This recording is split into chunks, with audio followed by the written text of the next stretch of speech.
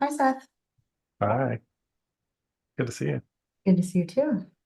So you are coming in August to present on being self-led and referencing your new book and different ways to bring self-energy to different aspects of our life. You want to tell us a little bit about what to expect in your workshop? Yeah, I'd love to.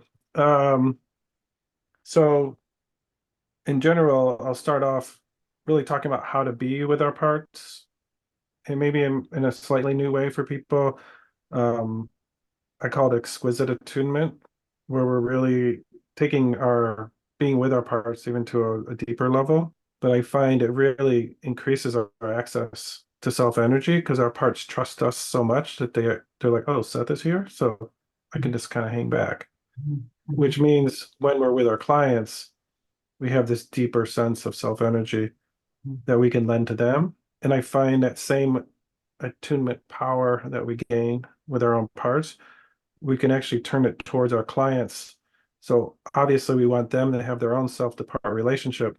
But I find with this attunement skill, as we can almost sense the need of their parts as they're sensing it, mhm. and which I find helps us guide our clients even more because we can almost feel what this part needs in a deeper way. I imagine that the more we can attune to our clients' parts and our kids' parts or our partners' parts or our friends' parts, it might even help facilitate them to be more attuned with their parts. And then you're creating more self-led relationships externally, but really starting from that place of inner attunement with your own parts, which Yeah. also helps IFS not be such a solo journey, right? How can we Mm. externally create some of that attuned self energy, even so that we are creating more of those self-led relationships and that secret hack to making our lives better and Yeah. authentic, right? For who we want to be and how we want Mhm. to show up and how we want others to show up for us at the same Yeah. time. I think it was so beautifully said. Yeah, I agree 100%. And as you said that, it also made me think, as we say that, like, hey, I really noticed your part needs this, or I'm assuming your part's needing this.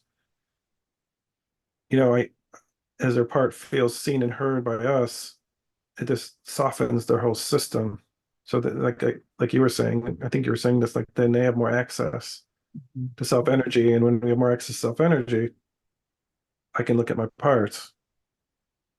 It's just such a beautiful thing, really.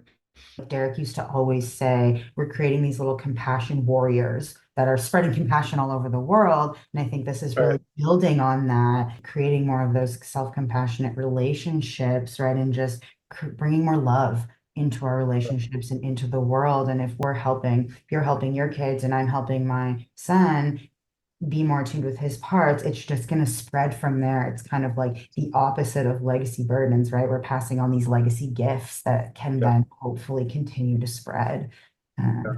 over That generations. is that is a vision I have of one way to create peace in the world is really to help our kids be self-led because then there'll be enough of it to spread around, hopefully.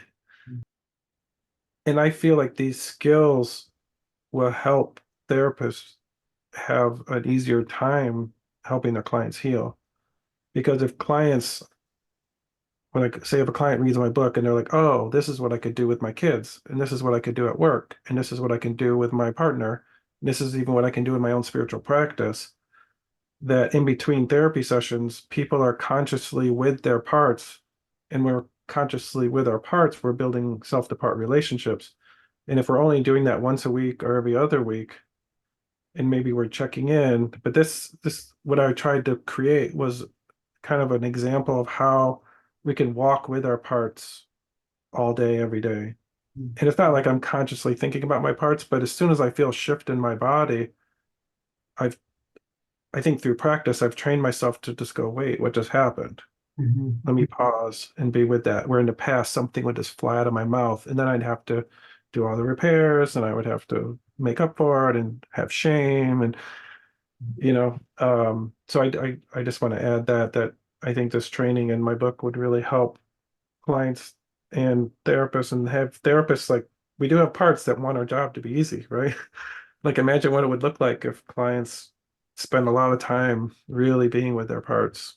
And Mhm, then when they come to session, they could say, this is what's happening right now with my parts. Can you help take me to a deeper level?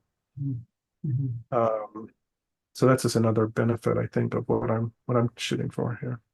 And I think the same for us as IFS therapists, coaches, practitioners, right? That if we're practicing being more self-led in all these different areas of our life, like you said, through practice, it becomes more of an unconscious thing that you can just do, therefore leading to you're going to show up with more self-energy in your sessions because you're using this That's all right. the time. It's not I'm self-led in sessions and then you shut it off. It becomes a life practice and then Right. easier for us to really show up in a Mhm. deeper self-led way with our clients also.